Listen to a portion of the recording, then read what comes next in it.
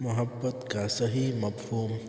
حضرت جنید بغدادی سے روایت ہے کہ جب حضرت سر سختی نے مجھ سے محبت کا مفہوم دریافت کیا تو میں نے کہا کہ بعض حضرات موافقت کو اور بعض اشارت کو محبت سے تعبیر کرتے ہیں۔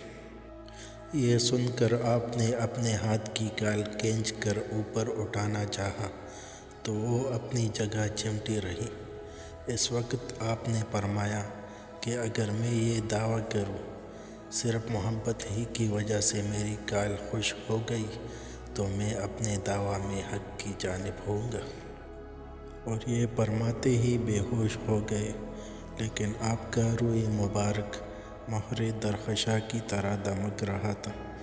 ایک مرتبہ فرمایا کہ محبت بندے کو ایسا کر دیتی ہے کہ شمشیر و سناں کی اذیت بھی اس کو محسوس نہیں ہوتی۔ اور اس سے پہلے میں بھی محبت کی حقیقت سے ناآشنا تھا، لیکن خدا نے جب آگاہ فرما دیا تب مجھے محبت کا صحیح مفہوم معلوم ہوا۔